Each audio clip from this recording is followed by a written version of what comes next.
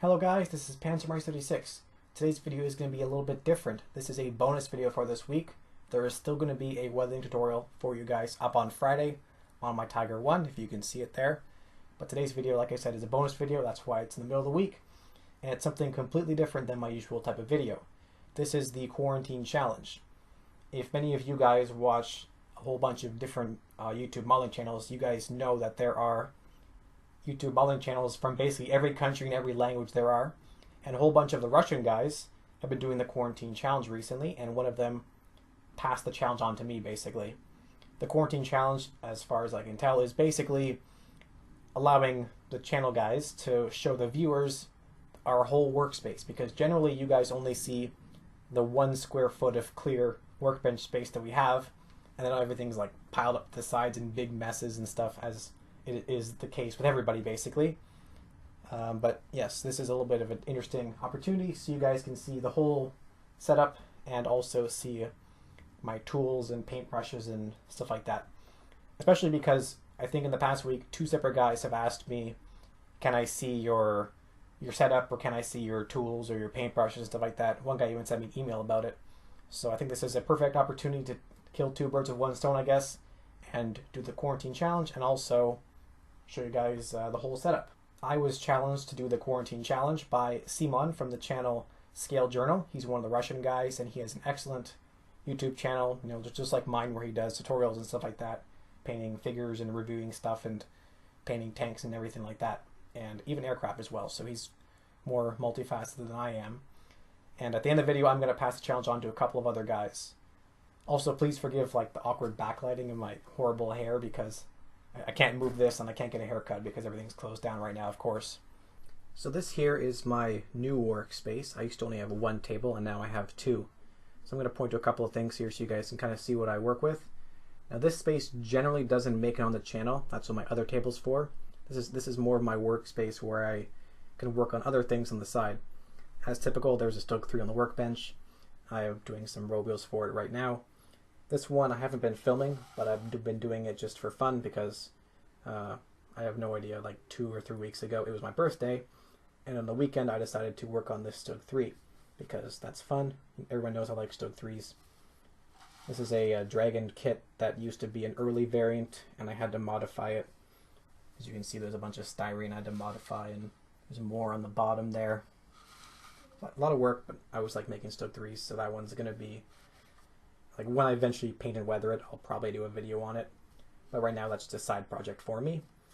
Here is a KV-1, a German captured one, a boat Panzer, I guess you'd say. This is a current weathering project that is going on in the background, but I am filming the entire thing. It's going to be probably a 45-minute long video showing the entire process. Currently, I've done like all the chipping and everything. You can see I've got the dust effects on there. Currently working on the dust on the hull sides. It looks pretty bad right now, but that's just the first layer. And then eventually I'm going to finish off the rest of the mud, to the greasy effects, and so on. I also have the R model tracks for that, the KV tracks that I ordered. You know, these guys, I did a review on these. They're actually really, really good tracks. And I have some burnishing fluid for the tracks.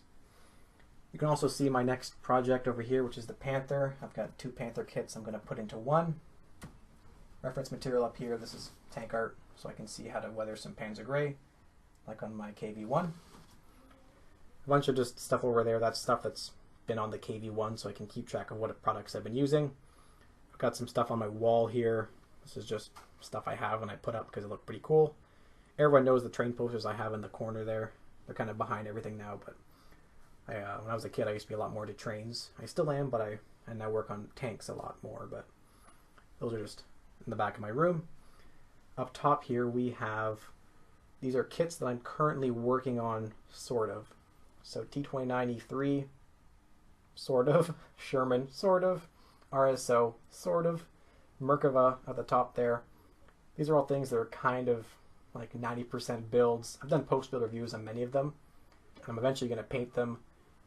I just have all the parts up there. I also have some Gundam kits here that I do on the side for fun because they're super easy and nice, and they get me lots of standing practice. I will do a video on probably this guy, weathering some Gundam stuff eventually. but that's going to be in the future sometime. But I don't think it's going to be too long. Probably in the summer I'll get around to that. But I do lots of mech stuff on the side. These are Bandai kits. They're excellent. And people do ask me about weathering Gundam stuff occasionally. I have a bunch of storage up here because this table has a nice shelf that I cover with stuff. You can see I've got my Wilder oil paints, a bunch of figures. This whole area here is all tracks. Like there's tracks. There's boxes full of tracks. This is an entire box full of more tracks. Those are all Dragon and Hobby Boss tracks. Basically, those are all just spares. I have got styrene in there that I don't use, just like spare bits. And this is a box full of all the aftermarket I have. So this is like, you know, I've got Panzer Art stuff, value year stowage. There's like German helmets and stuff like that, wheels, reds and stuff. That's all the goodies in there, basically. I just keep that around because I don't use it very often, but sometimes I need like metal tool clamps or something, so I grab them from there. I also have more stuff in this area here. This is mostly just, well, I've actually got more magic tracks, but basically each of these boxes is kind of like the parts for a project. So you'll see from my Stoke 3, I've got some of the wheels there. This box goes in there. So I've got all these boxes.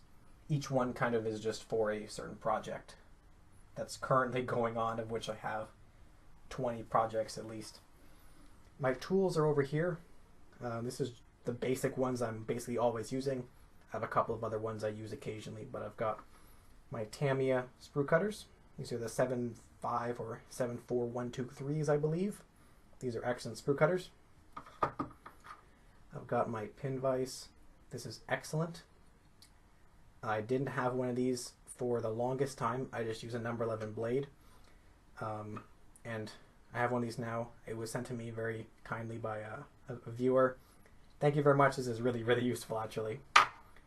I've got a couple of metal files that I use for sanding. I also have a sanding stick, but I don't use it very often.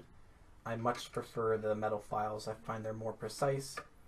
And if I'm gentle, I can get really good finishes with them anyways. Hobby knife as always. And then I have some tweezers here that I use for placing stuff. Also have these that I use for bending photo etch and everything. And that's basically my tool setup right there. Oh yeah, and I've got super glue, of course, and Tamiya extra thin cement. I don't use very many crazy tools. Like I don't have photo etch bending tools or any of that weird stuff. I should probably get one because I'm probably in the same mindset as I am about the pin vise. Like I don't need it, and then I get it, and I'm like, yeah, I really needed that. So I'm probably gonna have to get a photo etch bending tool sometime. But you know, that's not exactly a priority at the moment because I don't do insanely massive photo etch projects with like big fenders and everything that you have to bend. Down here I've got a bunch of paints I don't use. I've got my Panzer 3 track over there. It's an original one. Yeah, a bunch of paints I don't use. Old AK stuff, empty Tamiya bottles and everything like that. And over there I've got some diorama stuff that I rarely use. That's about it for this side. In the storage cabinet there I have a bunch of old tanks that I use for painting mules and stuff. But yeah, that's about it for this side of my bench. Like I said, this side doesn't really see the light of day very often, but occasionally it will when I'm doing maybe a kit review, and also when I've been doing the KV1 over here because other side over there is full of Tiger stuff at the moment. But yeah, this is kind of my side bench area, I guess. Alright, so this side is my more filming area. As you can see, I have my beautiful black backdrop, which is a t-shirt. It does the job all right, and you guys probably didn't realize that when you just saw, you know, like this much of it. But this is my nice black backdrop that I've been using recently, and I think it looks a lot better than the old white stuff, which were just paper towels, which didn't look that great. As you can see, I currently have the Tiger on there. I'm doing some dust effects and dirt effects with oil paints, which will be what you guys are going to see on Friday. So I've got all my stuff set up there. Products I'm using. This is my microphone, and that's my computer, which is currently recording the audio for this video, hopefully. I'm going to show you this side first. As you can see, I have a couple of Tamiya paints there, which are like varnishes, basically. Gloss, semi-gloss, stuff like that. I've got my Tamiya thinners I use, some decal setting solution, and that's some liquid decal film. Got a couple of pieces of primer over there, and some dull coat, hairspray, And then in there is just a bunch of stuff I don't use anymore. Spare styrene cement over there. This is a divider for filing or like just folders and stuff like that. I saw somebody using it to hold sprues to organize them. That was like 2 years ago, and I thought, that's great. I have one of these I'm not using, and I have never actually put a sprue in it. Someday I'm going to try it, but I think it's probably going to work a lot better than having them all piled up in the box, unorganized. But then again, that can only hold like 6 sprues, and the Dragon kits I've built usually have like 20 sprues, and there's like 3 A sprues, and it's just a big mess. Over on this side of my table, I have some more stuff. You can see my bed in the background there. That's where I sleep. So I've got, these are my paper weights I use to kind of like wedge my airbrush for when I'm pouring paint into it. I've got some masking fluid here, which I use for attaching parts temporarily. These are really useful. I use these for just mixing paint. I got these at a Chinese restaurant supply store. It was a bulk pack of, I think, 200 of these, and it was about $5. And best investment ever, because these things are great. They can hold all different types of thinners, and they're just little cups that I can, you know, put some wash into, and I don't have to worry about cleaning it up at the end. I could also, for another $5, have gotten a bunch of lids that pop on because they're meant for Chinese takeout sauce, I guess. Didn't bother with the lids, but I suppose that's always an option if you want to get something that seals up, so maybe your paint that or your wash lasts a little bit longer. I don't really mind that too much, but that's all right. So here are all my paintbrushes. You'll notice that I keep everything in mugs because I have a lot of mugs. It's just what I do because it's kind of convenient. So this one is where I keep all my paintbrushes. Most of them are this brand, which I'm talking about recently. Because everybody's asking me about my paintbrushes, I'm mentioning the brand more often in the video. So it's Royal & Langnickel Zen 73 series, and this is the one I'm always using for blending pigments and stuff like that. The 1/8 inch angular shader. Most of my brushes are those type, and I choose that type because they are super cheap. They're like about $4 each, and they are really, really durable. They take enamel thinner very, very well, and they don't really die as quick as other brushes do when you're putting them in enamel thinner, because enamel thinner will really murder brushes pretty quick. These ones do last quite a while. It's not exactly a really special type of brush. It's just a basic one in my local art store, which is Desserts, which bought out Wallix. If you live in North America, maybe that's a brand you can, or a store that exists somewhere else. But yeah, that's what I use. Royal & Langnickel Zen 73 series. I also have some of these Winsor & Newton University brand ones, or line. And then I also have some AK brushes that I use. Most of them are still in the packaging over there somewhere. But those are also great because they take enamel thinner pretty well as well. So this is my paint brushes. Hopefully that answered the question of the guy who emailed me about that. I think it was today, actually. Yeah, people are always asking me about my brushes, so hopefully that helps answer them. Next mug is my airbrush stuff. I got a whole bunch of spare needles in here. And I've got my 2 airbrushes. So this is my detail airbrush. It's a Badger Renegade Chrome. It is excellent. I bought this probably a year and a bit ago, I think, at one of their anniversary sales. So it was like $100 or maybe even less.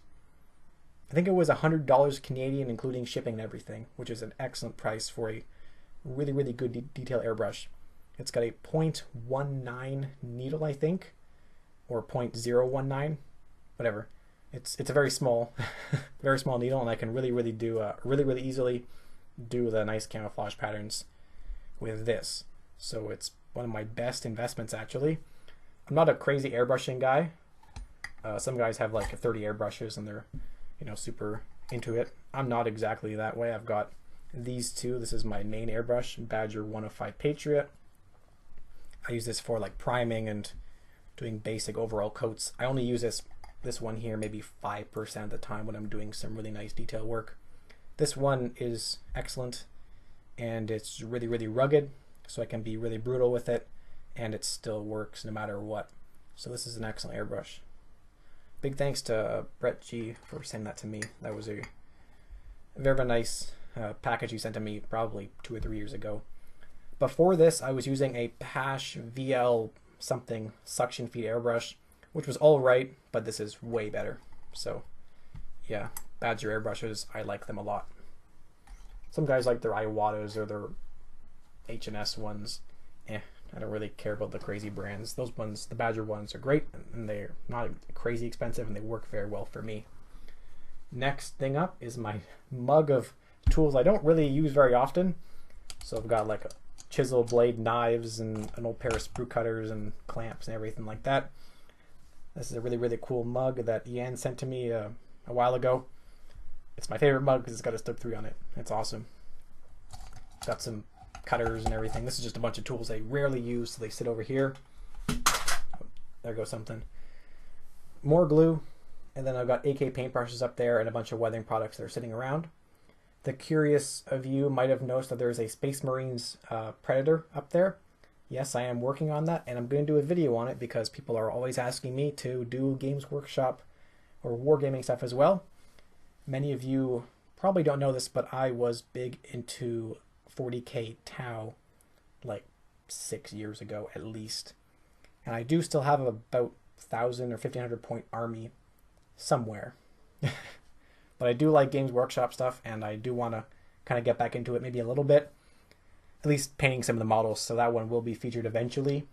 Don't get your hopes up on seeing it like within the next 2 weeks, but I will do a build video on it, and I'm also going to do a painting weathering video on it as well.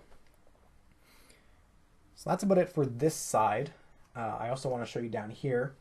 This is where I keep all my, hopefully the lighting's kind of all right. Let's bring this down a little bit. Hopefully that's a little bit better. I just wanted to, the lighting is already terrible, but whatever. I have this tray here, and I just keep all my weathering stuff. So this shelf is entirely Wilder stuff, if you can see. All my Wilder stuff that I try to use because it's good stuff and I have a lot of it. On the bottom shelf I have extra stuff like AK products and other stuff. I think there's AK and MiG down there. And then on the top here I have some VMS stuff, my artist oil paints. I also keep my MiG ammo oil brushers there. The brand new AK paints, AK Real Colors, and Tamiya paints. This is what fell a minute ago. Yeah, so these are like my actual painting stuff, and then my oil paints, and basically it's kind of not really organized, but it's also sort of organized. Organized chaos, I guess. But this is also on wheels, so I can move it around if I need to. You can also see my airbrush compressor down here. Now I have like one of the super basic single tank like crappy airbrush compressors, and it works 100% perfectly fine for me. Some guys say that you need the dual tank one. I don't find a need to. I mean, I'm not, like I said a minute ago, I'm not a crazy airbrushing guy, so this does the job perfectly fine for me. But like it's a basic bottom of the line compressor. I've had it for probably 8 years or more, and it still works perfectly fine for my needs. People are going to be horrified that I have this piece of crap, but it like I said, it's all I need, and it's actually really good and really cheap. So it's if you're interested in getting into airbrushing, this one works fine. This is the basic Pash compressor that came with my basic Pash airbrush when I first started airbrushing. Alright, so the last thing I want to show you guys very briefly is my modeling stash. Forgive the terrible lighting. It's really dark now because I'm in the corner of my room and my lights, I can't bring them closer than this. But this is not really important. Hopefully you can see that I've got a decent selection of kits there. This is all my Dragon stuff, including a bunch of Stug 3s there. Some Trumpeter stuff over there. Bronco, Panzer II, Flamethrower. All the ones at the bottom there are kits that are like partially built or are used as just donor, like sacrificial kits for parts. Mostly they're old Tamiya kits and stuff like that. But some of them down there, like the Ferdinand and stuff, I actually will be building. It's not exactly that organized. Up here I have some more stuff that is kind of other things. So I've got all my Gundam kits and other stuff like that that's kind of not like standard military stuff over here. So I've got like a Toon tank from a video game, and then some Gundam stuff like I said. I've got some aircraft and submarine kits over here, which I will probably build eventually. I have this Eduard MiG-21 that I want to build like now, but I also want to finish all my tanks first. But when I do build an airplane, that will be the first one I do. And then I've got some other stuff over here, like this Panther, and some TACOM stuff and other kits as well. Also, I've got a couple of KV-1s here. I want to build a KV-1 with the ergonomy armor on it. So I'm going to use one of those, or I guess both of those kits, kind of like together to build a nice one. And I've got some resin wheels up top there for it. So yeah, this is my stash of kits. It's not insane. There's only about maybe 35, 40 kits here, which is actually kind of a lot. But, you know, I try to keep it pretty reasonable.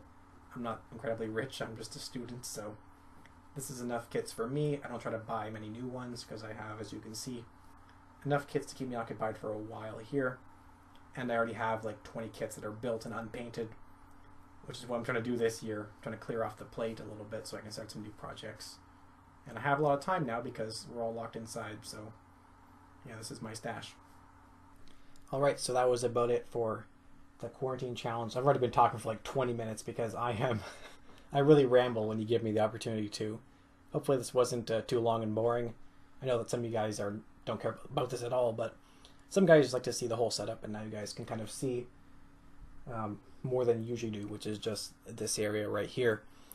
Anyways, hope you enjoyed it. Hope that answers some of your questions. If you have any other questions about anything I showed briefly, ask them in the comments and I'll answer them if I can. I just basically showed my tools and basic stuff anyways. You can see all my weathering products and my setup and everything. It is a big mess, but it's also kind of like an organized mess. And I kind of cleaned up a little bit for this video, but not really because there's still products everywhere. So like I said, I hope that answered your questions about my setup. I'm going to pass the challenge on to Mann, who's one of my buddies. First of all, he's going to have to clear all the Coke cans off his table.